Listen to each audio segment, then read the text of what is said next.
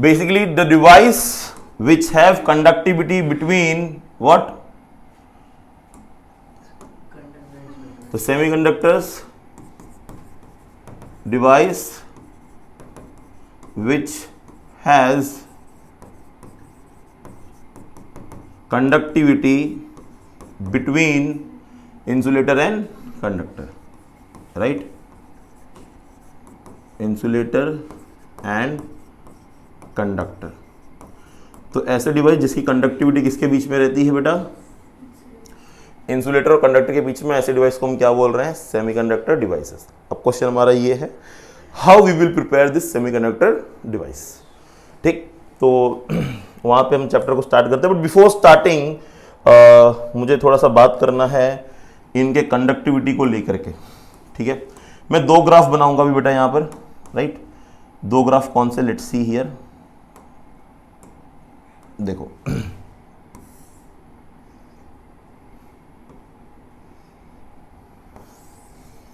सो हम अभी ग्राफ बनाने जा रहे हैं टेम्परेचर वर्सेस रेजिस्टेंस का. कौन सा ग्राफ बनाने जा रहे हैं? Temperature versus resistance. अब जनरली जो हमारे पास डिवाइसेस होते हैं बेटा, कौन से मैं बात कर रहा हूं? तो I am talking about the conductors, right? So you all know that in a conductor when I increase the temperature what happens with the resistance. बताओ जरा क्या होता है?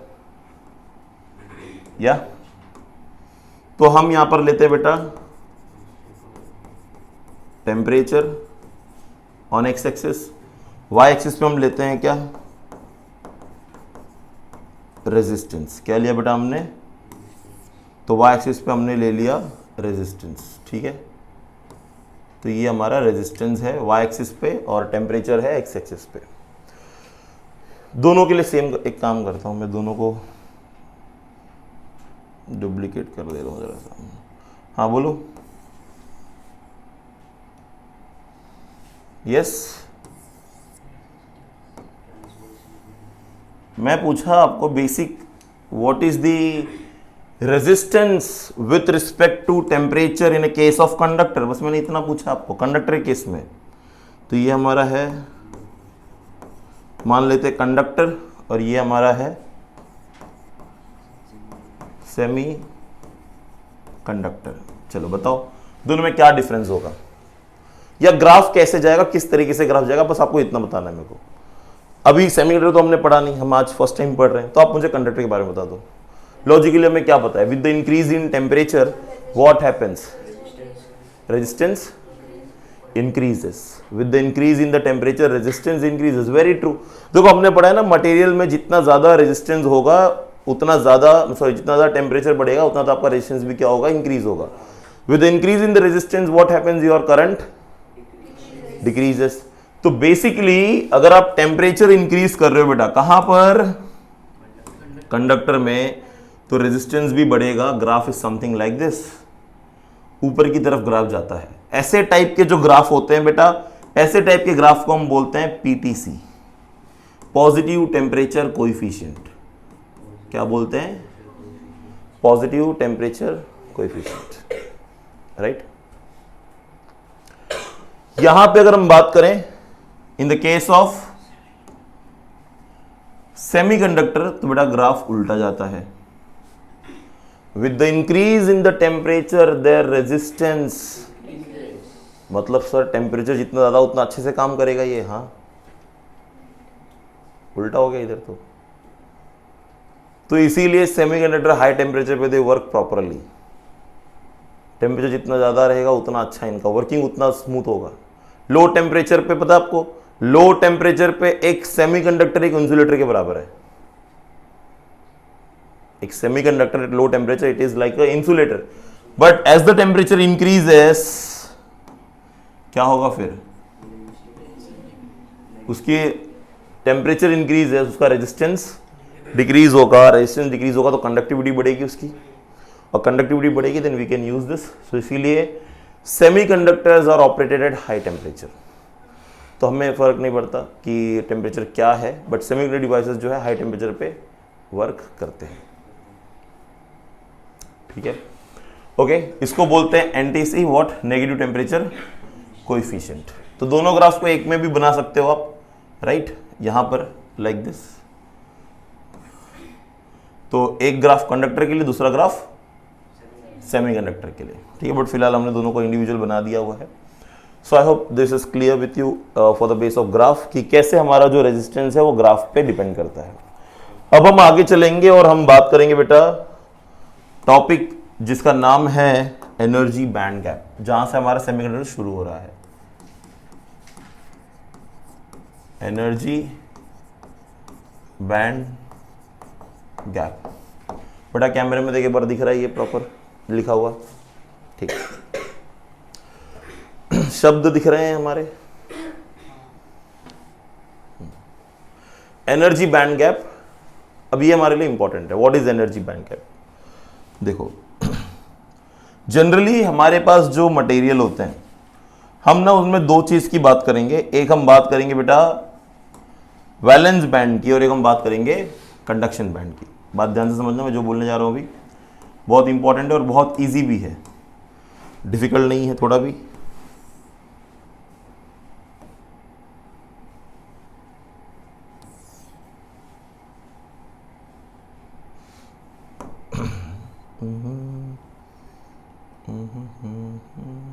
ओके, डायरेक्ट बना देता हूँ, इसको बनाने की जरूरत नहीं थी।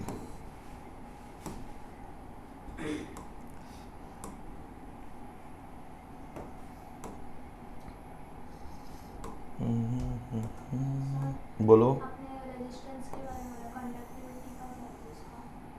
कंडक्टिविटी जो होता है that depend on resistivity. Material का रेजिस्टेंस और कंडक्टिविटी में क्या रिलेशन है बताओ जरा? इनवर्स है, सीरियसली इनवर्स रिलेशन है। हाँ, रेजिस्टिविटी कंडक्टिविटी का प्रोपोर्शन क्या है? इनवर्स है। किसने बताया इनवर्स है? मैंने तो नहीं पढ़ाया था इनवर्स है।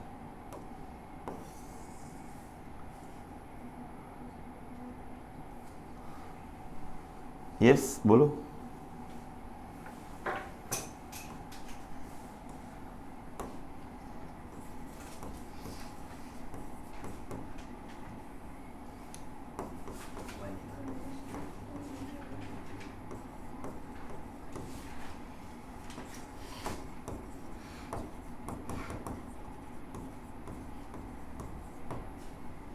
यस,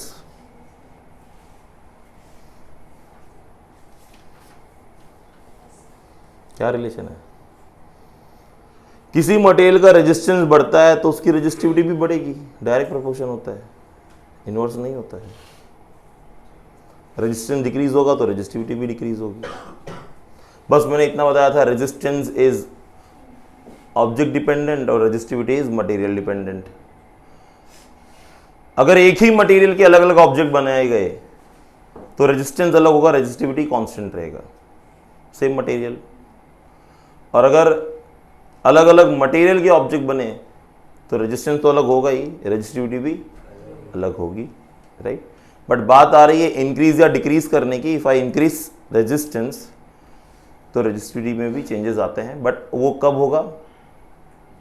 मटेरियल भी डिफरेंट हो तो। बेसिकली अगर मटेरियल हमारा कांस्टेंट है तो मटेरियल कांस्टेंट होगा तो there is no change in the. आज ही आना था किसी को, देखो ये बैठ के पढ़। नहीं जाएगा माइक।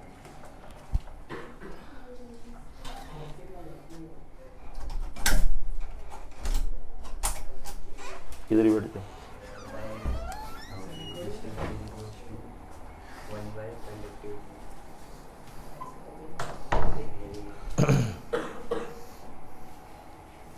ठीक है, ओके। तो valence band and conduction band की बात हो रही है बेटा। हमारे पास दो बैंड है यहां पर, एक मटेरियल में दो बैंड होते हैं, वैलेंस बैंड, कंडक्शन बैंड। और यही बैंड है जो डिफाइन करेंगे कि गिवन मटेरियल जो है वो क्या है, वो कंडक्टर है, इंसुलेटर है या फिर सेमीकंडक्टर है। तो मैं कोशिश करता हूं तीनों को एक ही जगह शो कर दो। थोड़ा सा इसको छोटा कर देता हूं और फिर इसी को 3 कॉपी कर देते हैं अपन।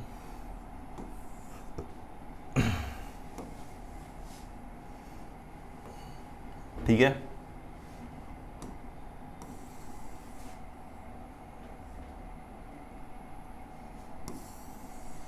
नहीं आएगा क्या? ऊपर नीचे कर देते हैं फिर जरा, एक सेकेंड।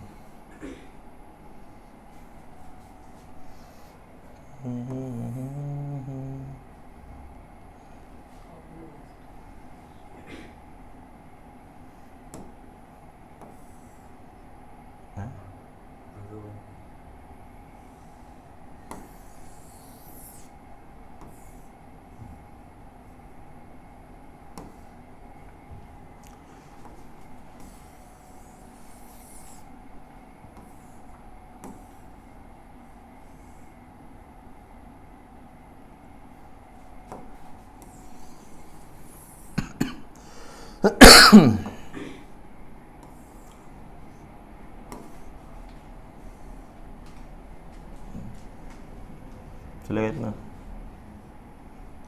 चलो ठीक है। थोड़ा सा मुझे इनका गैप कम ज़्यादा करना पड़ेगा क्योंकि लेट से पहले हम इंसुलेटर की बात करते हैं।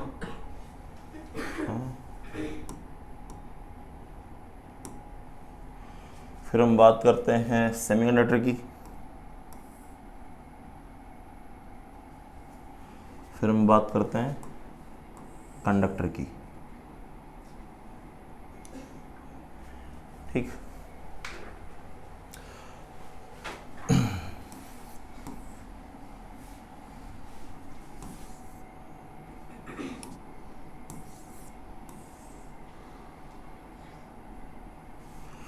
Okay, now you can see here, हमने यहाँ पर बेटा बैंड गैप बनाए हैं। पहले समझते हैं बैंड गैप सारे हैं क्या हमारे, उसके बाद इन पे हम क्वेश्चनिंग और आंसर स्टार्ट करते हैं। ठीक है, सो यू सी हियर, सबसे पहले हमारे पास वैलेंस बैंड है। क्या है? Now what is this valence band? Valence band वो बैंड होता है जहां पर हमारे वैलेंस इलेक्ट्रॉन प्रेजेंट होते हैं। क्या प्रेजेंट होते हैं? Now what is valence electron? Yes, क्या होता है valence electron? The number of electron in the outermost shell. जो आउटर मोस्ट शेल में जो इलेक्ट्रॉन प्रेजेंट है उनको हम बोल रहे हैं क्या? Valence electron, and those are present in valence shell. Valence bond बोल रहे हैं क्या यार? तो ये वैलेंस बैंड है हमारे। ठीक है, अब यहां पर जो बेटा इलेक्ट्रॉन प्रेजेंट है मैं वो यहां पे शो कर देता हूं, लेट से। तो यहां पे बहुत सारे इलेक्ट्रॉन प्रेजेंट हैं वैलेंस बैंड के अंदर। ठीक है, तो बहुत सारे इलेक्ट्रॉन हमारे वैलेंस बैंड में प्रेजेंट है। ठीक, लाइक दिस।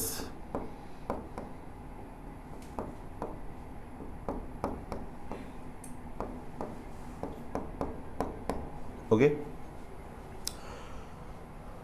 वैलेंस बैंड ऊपर है, कंडक्शन बैंड ऊपर कौन है? इफ, ध्यान से सुनना मेरी बात, if any electron reaches conduction band, then that electron becomes free। क्या हो जाएगा वो? क्यों सर आपने ऐसा बोला, क्यों इलेक्ट्रॉन फ्री हो जाएगा?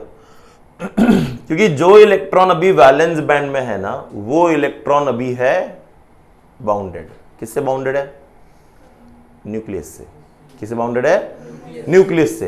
अभी हमने पढ़ा हुआ है ना, ऑर्बिट में इलेक्ट्रॉन, आउटर मोस्ट ऑर्बिट में इलेक्ट्रॉन है, पर वो न्यूक्लियस से बाउंडेड है। राइट, न्यूक्लियस से बाउंडेड है मतलब वो ऑर्बिट में क्या हो रहा है? गोल गोल घूम रहा है। क्या वो अपने एटम को छोड़ के, ऑर्बिट छोड़ के नहीं जा सकता है? नहीं जा सकता है। ठीक, तो ये वो इलेक्ट्रॉन्स है जो बाउंडेड हैं, जो ऑर्बिट में घूम रहे हैं, आउटर मोस्ट इलेक्ट्रॉन्स हैं। ठीक है, कितने इलेक्ट्रॉन्स होंगे सर? सिंपल सी बात है। अभी देखो, मान लेते मैंने सिलिकॉन ले लिया। क्या ले लिया बेटा? सिलिकॉन समझते हो क्या? सिलिकॉन क्या है? It's a semiconducting material. Semiconductor है ये। सिलिकॉन की वैलेंसी कितनी बेटा? 1 2 3 4, 4 वैलेंसी है। तो एक सिलिकॉन एटम के पास 4 वैलेंस इलेक्ट्रॉन। कितने? 4। तो ऐसे मैंने बहुत सारे सिलिकॉन एटम ले लिए, बराबर 1 मिलियन सिलिकॉन एटम ले लिए, तो कितने हो जाएंगे? तो 4 मिलियन हो जाएंगे। ठीक, तो उतने सारे वैलेंस इलेक्ट्रॉन यहाँ प्रेजेंट रहेंगे। कहाँ पे? वैलेंस बैंड में। बॉन्ड, बॉन्ड दिख रहा है भाई, बैंड है। अच्छा, उसके ऊपर कौन है? Conduction band. अब कंडक्शन बैंड जो होता है, इसको भी लिख देते हैं दोबारा से। कंडक्शन बैंड जो हमारा होता है, right,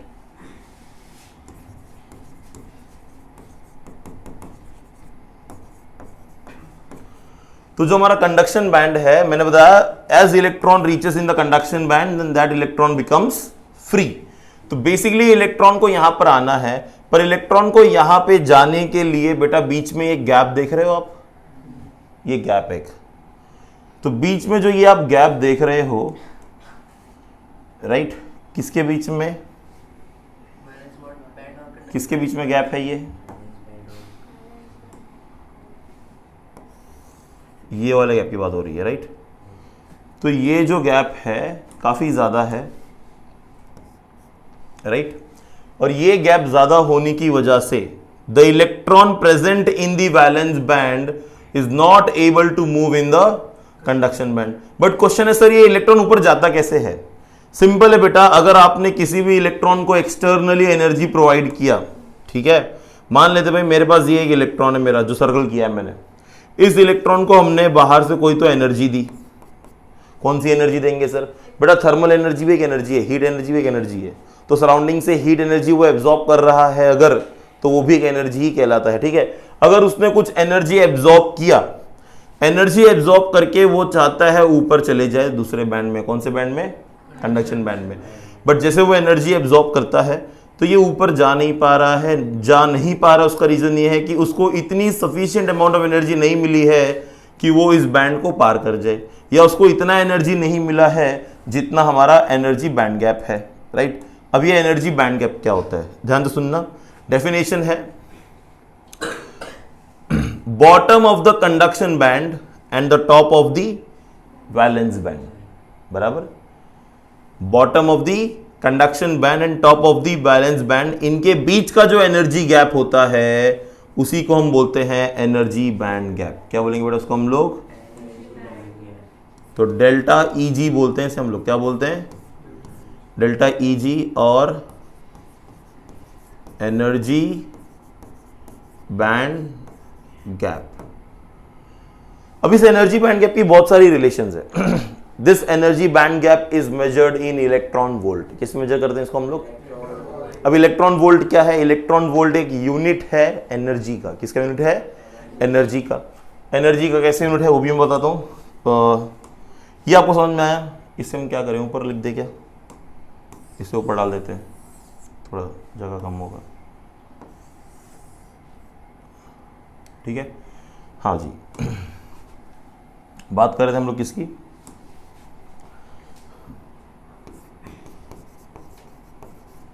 energy band gap is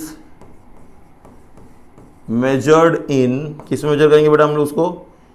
EV. किस में मेजर्ड हो रहा है वो? वी कैपिटल, ठीक है, E small.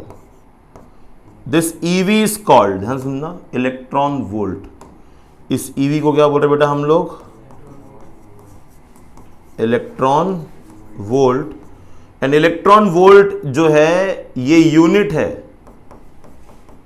It's an unit of energy. किसका यूनिट है बेटा ये? सर एनर्जी की यूनिट तो जूल पढ़ी है हमने, ये कौन सी नई यूनिट आ गई? हाँ, एनर्जी का यूनिट जूल तो है, बट ये भी एक एनर्जी का यूनिट है। ये कैसे आता है, थोड़ा सा आपको एक बैकग्राउंड दे देता हूं मैं इसका छोटा सा। हाउ दिस अपीयर्स, यहां नीचे जगह है, स्पेस लिखो, दिखेगा ना? आप सबने एक फॉर्मूला पढ़ा होगा बेटा, फॉर्मूला था हमारा potential is work done per unit charge. Lower grade में पढ़ा था, इवन करंट चैप्टर में भी किया होगा, राइट। क्या फॉर्मूला है? Potential is work done per unit charge. अब बेटा वर्क डन जो है वो एनर्जी है, वो क्या है? अगर चार्ज को यहां लेके आ जाऊं तो वर्क डन को तो मैं ऐसे भी लिख सकता हूं, V इंटू क्यू। क्यू क्या है मेरा? चार्ज, इलेक्ट्रॉन, तो इलेक्ट्रॉन E, और ये V कौन है? Volt, electron volt. तो वर्क डन को, एनर्जी को इलेक्ट्रॉन वोल्ट में भी हम रिप्रेजेंट कर सकते हैं। कन्वर्जन करना पड़ता है। वर्क डन को जनरली जो है वो हम जूल में लिखते थे, किसी में लिखते थे, तो जूल का इलेक्ट्रॉन वोल्ट में कन्वर्जन, इलेक्ट्रॉन वोल्ट का जूल में कन्वर्जन, ये हमें करना पड़ता है। ठीक है, ओके। तो आप याद रखो, कन्वर्जन करने के लिए इलेक्ट्रॉन वोल्ट को जूल में कन्वर्ट करने के लिए क्या करना पड़ेगा, जूल को इलेक्ट्रॉन वोल्ट में कन्वर्ट करने के लिए क्या करना पड़ेगा। ठीक है, तो उसको हम बस चार्ज से मल्टीप्लाई करते हैं। किससे मल्टीप्लाई करते हैं, ये हम आगे चल के देखेंगे, फिलहाल अभी इसमें नीड नहीं है। यहां तक क्लियर है तुम्हें क्या था energy band gap. Now this energy band gap is also known as forbidden band gap. क्या बोलते हैं इसको हम लोग, फॉरबिडन बैंड गैप। देखो ये जो एनर्जी बैंड गैप है, इसी को एक और नाम दिया हमने, क्या,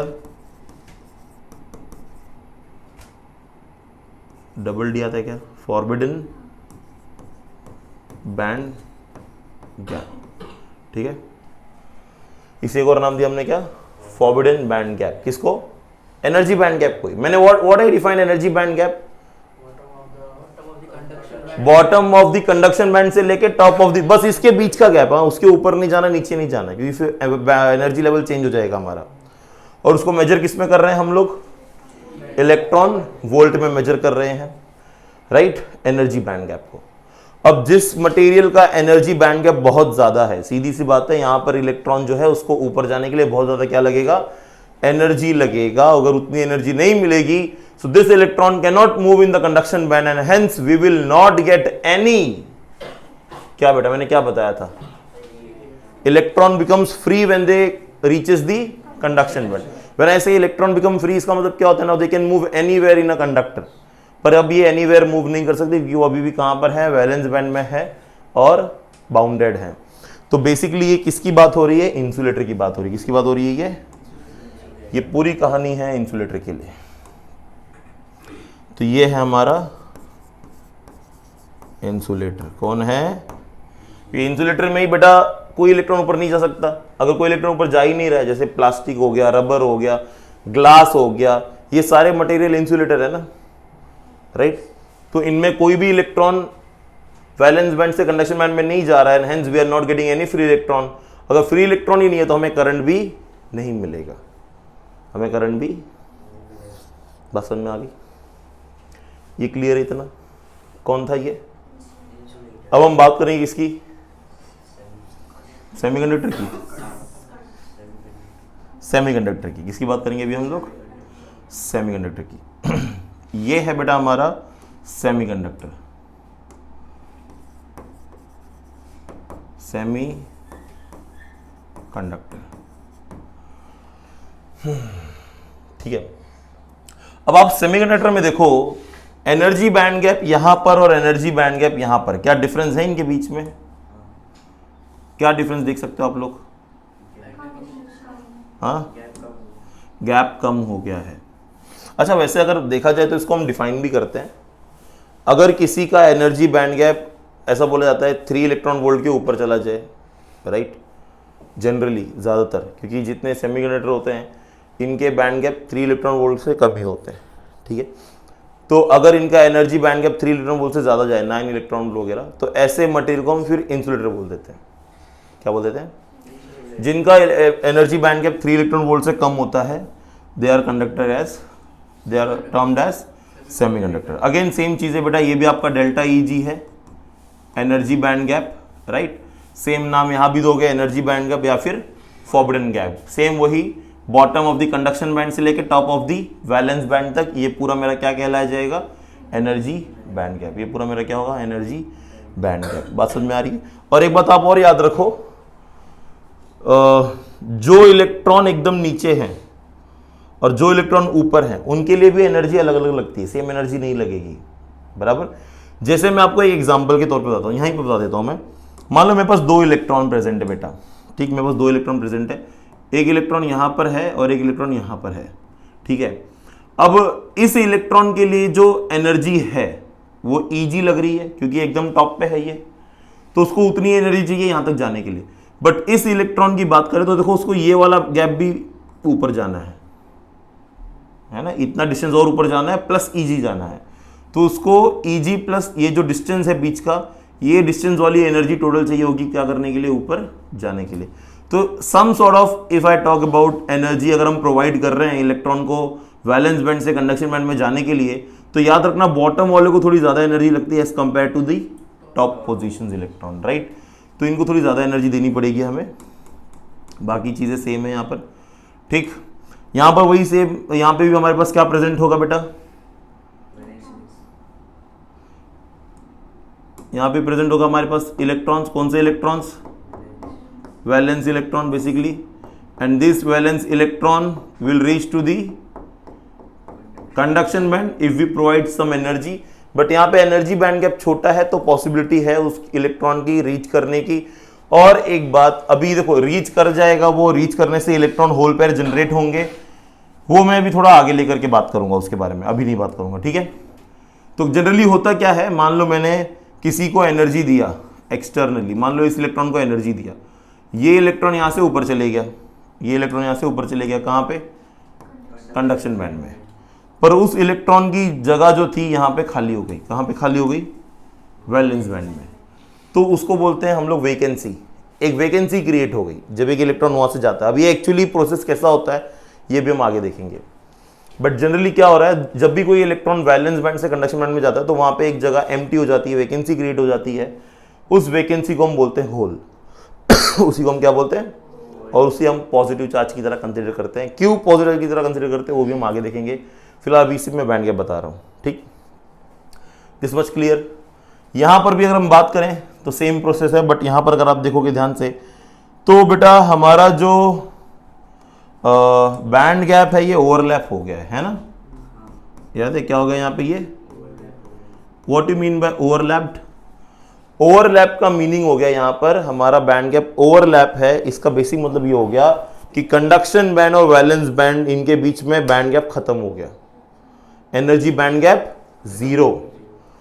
that is the reason why conductors have n number of free electrons at room temperature, क्योंकि इनके बीच में बैंड गैप ही नहीं है। थोड़ी सी भी एनर्जी मिली इलेक्ट्रॉन को, सीधा कहां भागेगा, फ्री इलेक्ट्रॉन। अगर हम बात करें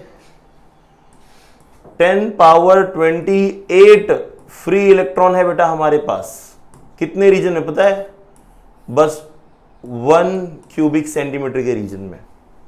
कितने फ्री इलेक्ट्रॉन है, 1 क्यूबिक सेंटीमीटर समझते हो आप,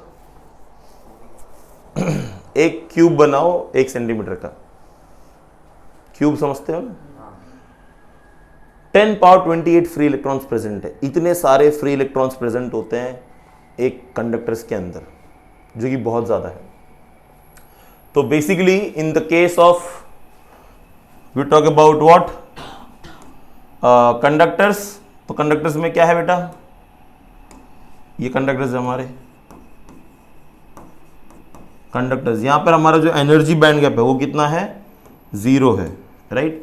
यहाँ पे जो Eg है वो कितना है, अच्छा डेल्टा Eg बार बार लिख रहा हूं मैं, डेल्टा मतलब क्या होता है यहाँ पर याद रखो, चेंज, किसके बीच का change,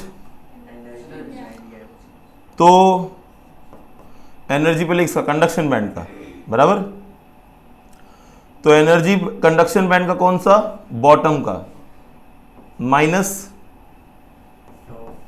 energy of valence band के टॉप का, ये जो सबट्रैक्ट करेंगे तो हमें क्या मिलेगा, डेल्टा Eg, और इसी को हम क्या बोल रहे हैं, फॉरबिडन बैंड गैप। यहां तक सबको क्लियर है, कोई डाउट एनर्जी बैंड गैप में क्या होता है। अब जो मेरा फॉरबिडन बैंड गैप है, एनर्जी बैंड गैप, उसके बारे में मैंने आपको बताया, क्या क्या बताया मैंने, energy band gap is measured in electron volt, energy band gap is different for different material, if energy band gap is very high it represents that electron present in valence band are tightly bounded with the nucleus।